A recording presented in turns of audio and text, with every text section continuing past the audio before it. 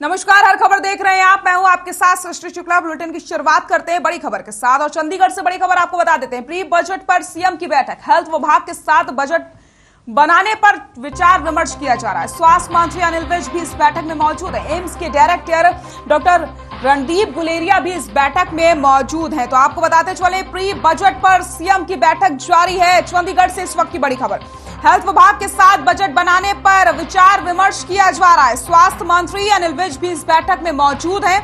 AIIMS के director doctor Randeep Guleria भी इस बैठक में मौजूद हैं। तो हेल्थ को लेकर के क्या कुछ बजट में खास हो सकता है, इस पर विचार विमर्श किया जा रहा है। लगातार मुख्यमंत्री मनोहर लाल की तरफ से बजट को लेकर के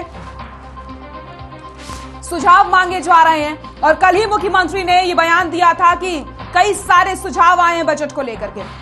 जो सुझाव अच्छे हैं उन पर विचार किया जाएगा और कैसे बजट को बढ़ाया जाए इसके लिए रास्ते निकाले जाएंगे। इसी के मद्देनजर आपको बताते चले, हेल्थ विभाग के साथ बजट बनाने पर आज विचार विमर्श हो रहा है। तस्वीरें आप देख सकते हैं, तस्वीरें आपको हम दिखा रहे हैं जहां पर स्वास्थ्य मंत्री अनिल विज भी इस बैठक में मौजूद हैं।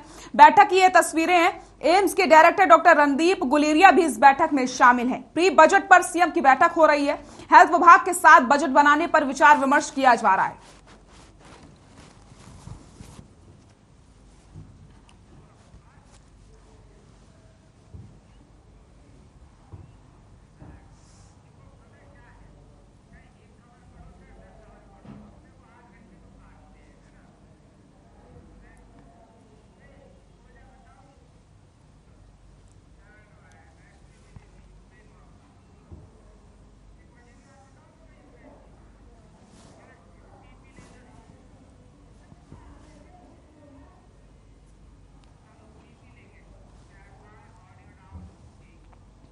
रूस और यूक्रेन में युद्ध के हालात की संभावना बढ़ती जा रही है और ऐसे में चिंता का विषय बना हुआ है। इसकी खास वजह यूक्रेन में एमबीबीएस की शिक्षा ग्रहण कर रहे भारतीय छात्र छात्राएं हैं। इसी बीच हर खबर न्यूज चैनल की मुहिम रंग लाई है, जिसके चलते यूक्रेन से भारत के लिए उड़ानों की जो संख्या उसमें इजाफा किया गया। आपको बताते चले, यूक्रेन में फंसे छात्र और उनके परिजनों ने सरकार से भारतीय छात्र छात्राओं को वतन वापस लाने की गुहार लगाई थी। साथ ही साथ उड़ानों की संख्या बढ़ाने और टिकट की कीमत सामान्य करने की मांग की गई थी। वहीं इसी क्रम में हर खबर न्यूज चैनल ने अपनों को वापस लाना है के नाम से मुहिम चलाई थी, जिसके मद्देनजर सरकार ने 25 फरवरी, 27 फरवरी और 6 मार्च को छात्रों को वापस लाने के लिए विमान भेजने का इंतजाम किया है।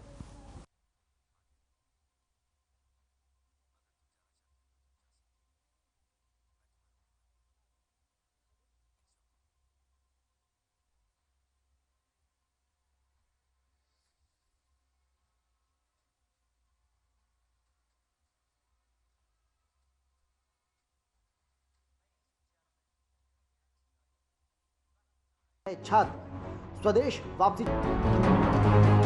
Students,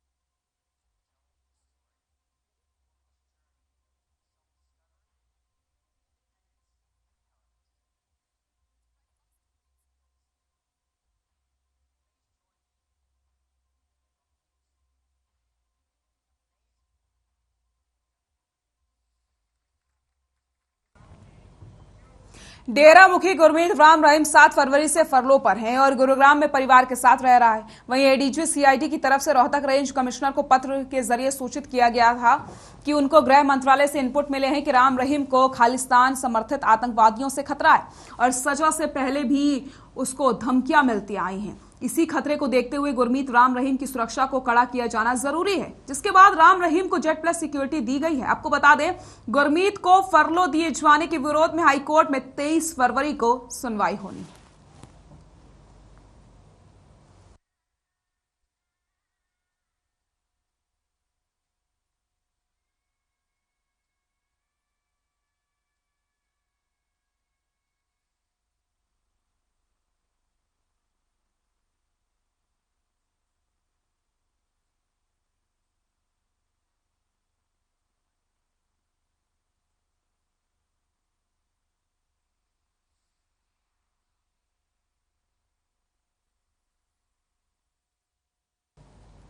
कुरुक्षेत्र में सांसद नायब सिंह सैनी ने उपमंडल के गांव खेड़की ब्राह्मण और गुमथला में विकास कार्यों के उद्घाटन किए हैं। इस दौरान उन्होंने मीडिया से बातचीत में कहा कि 5 राज्यों में भाजपा की सरकार बनेगी। जनता पीएम मोदी की नीतियों से प्रभावित है। साथ ही साथ नायब सैनी ने कहा कि खस्ताहाल सड़कों को जल्द दुरुस्त किया जाएगा।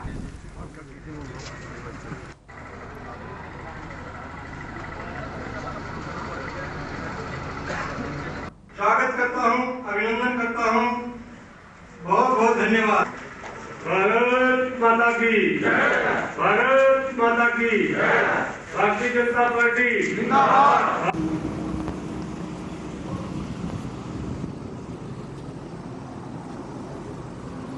पांचों राज्यों के अंदर, क्योंकि जो काम नरेंद्र मोदी जी ने किए हैं वो काबिले तारीफ काम है। और इस कोरोना के समय के अंदर जब पूरी दुनिया कहीं न कहीं रुकी थी, उस समय के अंदर चाहे वैक्सीन की बात है, चाहे राशन पहुंचाने की बात है, और चाहे लोगों तक और भी सुविधाएं पहुंचाने की बात है, चाहे वेंटिलेटर पहुंचाने की बात है, चाहे कंसंट्रेटर पहुंचाने की बात है, सरकार ने आगे बढ़ करके काम किया और लोगों तक वो हेल्प पहुंचाने का काम किया है। लोग इस बात से पूर्ण रूप से संतुष्ट हैं कि सरकार ने जबरदस्त काम इस कोरोना के अंदर भी किया है।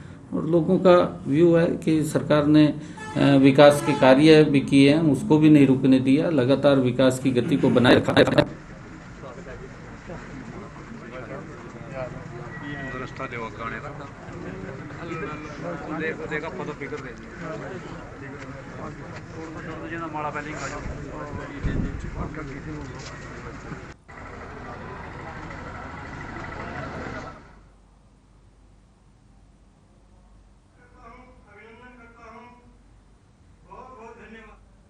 भारत माता की जय।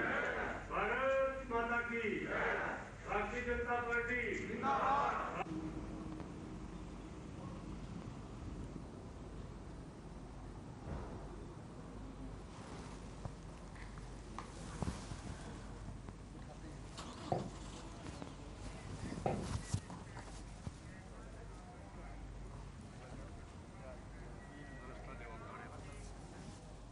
कैथल में आंगनवाड़ी वर्करों ने विरोध प्रदर्शन करने का अनोखा तरीका अपनाया है। मामला शहर थाना क्षेत्र का है, जो आंगनवाड़ी वर्करों ने सड़कों पर कटोरा लेकर भीख मांगी। आंगनवाड़ी वर्करों का कहना था कि वो पिछले काफी समय से प्रदर्शन कर रहे हैं, लेकिन प्रदर्शन के दौरान सरकार से हमें केवल आश्वासन मिल रहा है, कोई सुनवाई नहीं हो रही। वहीं पत्रकार से बात करते हुए उन्होंने कहा कि पीएम मोदी ने मन की बात से हमें 750 और 1500 देने की बात कही थी, लेकिन ये भत्ता हमें अभी तक नहीं मिला है, जबकि अन्य राज्यों में ये भत्ता आंगनवाड़ी वर्कर को दिया जा चुका है। अब हमारे घर का गुजारा करना भी मुश्किल हो गया है, आने जाने का किराया भी हमारे पास नहीं है, इसलिए मजबूर होकर हम सड़कों पर भीख मांगने के लिए निकल पड़े।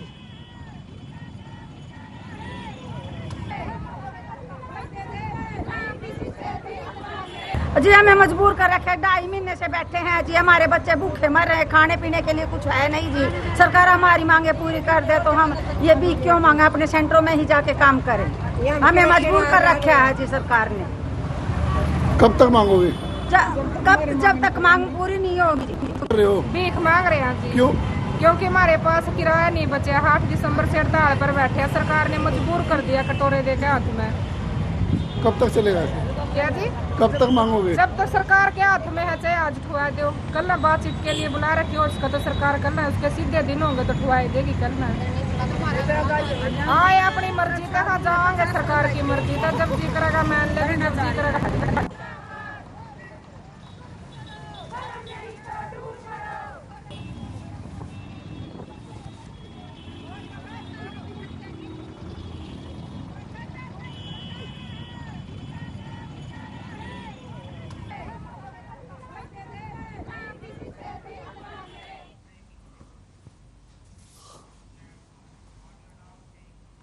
और चंडीगढ़ से इस वक्त की बड़ी खबर आपको बता देते हैं, जहां पर कांग्रेस विधायक दल की जो बैठक है वो खत्म हो चुकी है। इस वक्त की बड़ी खबर चंडीगढ़ से, नेता प्रतिपक्ष भूपेंद्र सिंह हुड्डा ने बैठक की अध्यक्षता की है।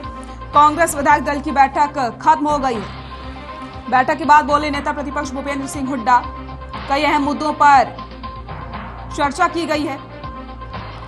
कांग्रेस विधायक दल की बैठक हुई खत्म। चंडीगढ़ से इस वक्त की बड़ी खबर, बजट सत्र को लेकर के बैठक में चर्चा की गई। 2 मार्च को फिर होगी विधायक दल की बैठक। बैठक के बाद बोले नेता प्रतिपक्ष भूपेंद्र सिंह हुड्डा, सरकार ने 25 साल के कांग्रेस विधायक दल की बैठक खत्म। चंडीगढ़ से बड़ी खबर, बजट सत्र को लेकर के बैठक में चर्चा की गई है। 2 मार्च को फिर से विधायक दल की बैठक होने वाली है। बैठक के बाद बोले नेता प्रतिपक्ष भूपेंद्र सिंह हुड्डा,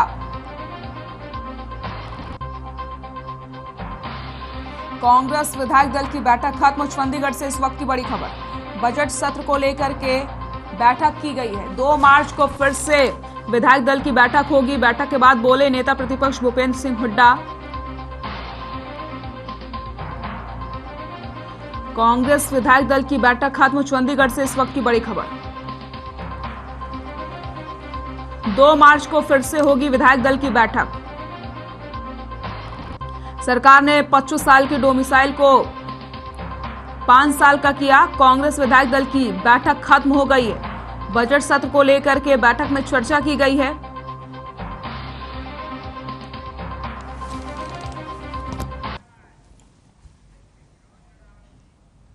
यहाँ रुकते हैं छोटे से ब्रेक के लिए, जल्द हाजिर होते हैं। सभी का स्वागत है। रुक करते हैं खबरों का। खबर झज्जर से है, जहां वन विभाग के कर्मचारियों का डीएफओ कार्यालय के बाहर धरना प्रदर्शन 16वें दिन भी जारी रहा। वहीं कर्मचारियों ने कहा कि जब तक कर्मचारियों की मांगे नहीं मानी जाती तब तक उनका विरोध जारी रहेगा। दरअसल वन विभाग के कर्मचारियों ने कहा कि सरकार ने उनकी पेमेंट ठेकेदार के माध्यम से देनी शुरू कर दी है, जो उन्हें मंजूर नहीं है। वहीं प्रदर्शनकारियों का कहना है कि कर्मचारियों की मांगों को जल्द से जल्द पूरा किया जाए, अन्यथा अनिल विज की कोठी का घेराव करने की चेतावनी दी गई है। अब देखने वाली बात यही होगी कि उनकी मांगे कब तक मानी जाती हैं।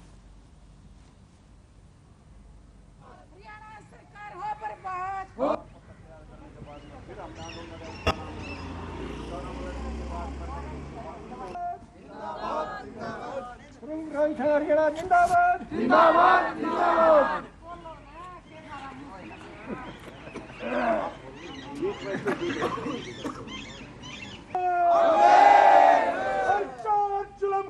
टक्कर में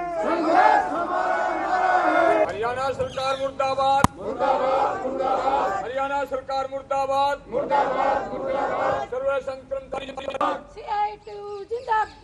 जिंदाबाद जिंदाबाद। सर्व कर्मचारी संघ हरियाणा जिंदाबाद जिंदाबाद जिंदाबाद। हरियाणा सरकार हो बर्बाद हो मुर्दाबाद मुर्दाबाद। हमारी एकता जिंदाबाद जिंदाबाद जिंदाबाद। हरियाणा सरकार हो बर्बाद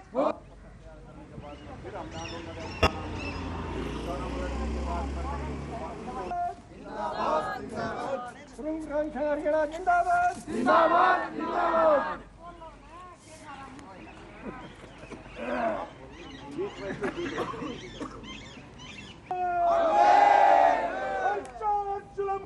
टक्कर में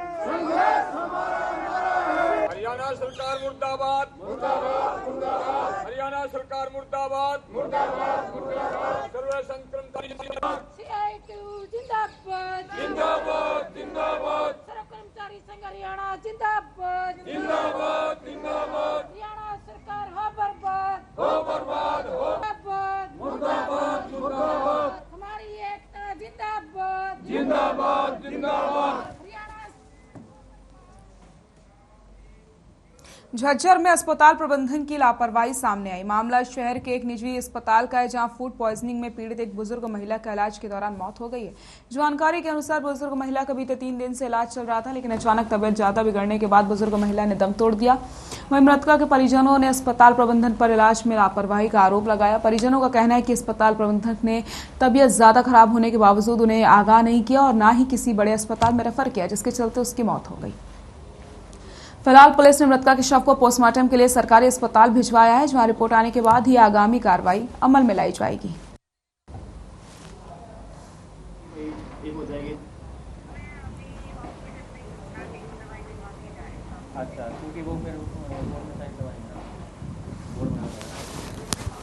माँ एडमिट थी इसमें AAA हॉस्पिटल में 4 दिन से, और डॉक्टर लगातार सांत्वना देते रहे कि वो बिल्कुल ठीक है, लेकिन उसकी कंडीशन धीरे धीरे खराब होती जा रही थी। और जब वो बिल्कुल अपने लास्ट मोमेंट में आ गई तब डॉक्टरों ने बोला इसकी कंडीशन खराब हो रही, इसको बाहर ले जाओ। जैसे ही मैंने उसको बाहर ले जाने के लिए गाड़ी बुलाई तो उससे पहले वो दम तोड़ चुकी थी। और इसमें अस्पताल वालों ने खूब लापरवाही की है और हमें गुमराह किया गया है। एडमिट थी और सुशीला नाम की 3 दिन से एडमिट थी। हाँ कल इसके हमारे पास मौत की सूचना है कि इलाज के दौरान मौत हो गई। हाँ ठीक है, उसके बारे में इसे आप परिवार का आरोप है कि कोई लाज लापरवाही करती है, जो पोस्टमार्टम करवा के जाँच होगी जो करोगे। डॉक्टर के खिलाफ लिख के दिया, प्राइवेट डॉक्टर के खिलाफ नहीं, इसमें खाली पोस्टमार्टम का, पोस्टमार्टम के बाद जो भी रिजल्ट आएगा उसके अनुसार करवाएंगे। और डॉक्टर अमीर भी है क्या?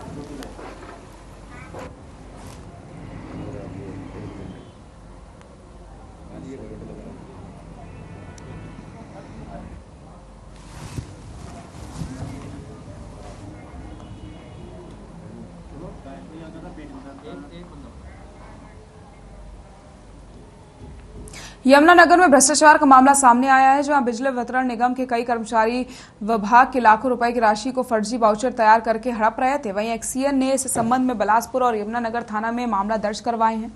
वहीं दूसरी तरफ पुलिस ने पानीपत के समालखा में इसी धोखाधड़ी को लेकर 8 फरवरी को दर्ज हुई एफआईआर में यमुनानगर के बिलासपुर के एक्सीएन को गिरफ्तार कर लिया है। फिलहाल जहां पुलिस मामले की जांच करेगी, वहीं बिजली निगम की ऑडिट टीम भी इस सारे मामले की गहराई से जांच करवाएगी।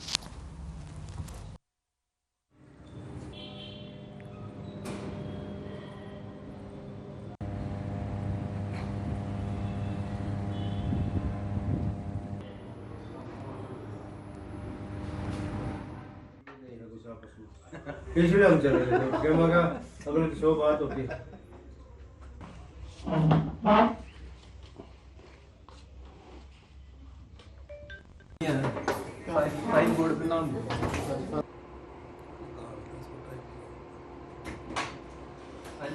सर हमारा एक यहाँ पर एम्प्लॉय था राघव और एक योगेश लांबा अकाउंटेंट है, उनको सीआईए स्टाफ ढूंढने के लिए आई थी पानीपत से।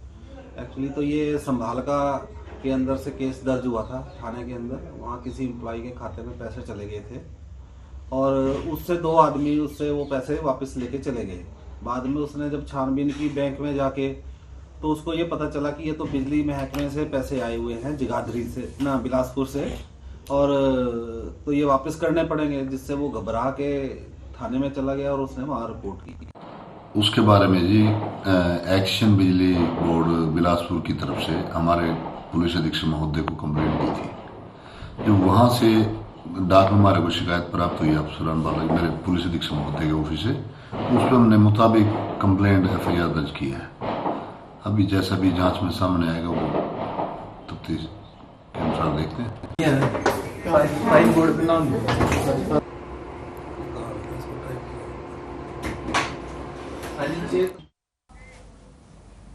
बुलेटिन में फिलहाल के लिए इतना ही। नमस्कार।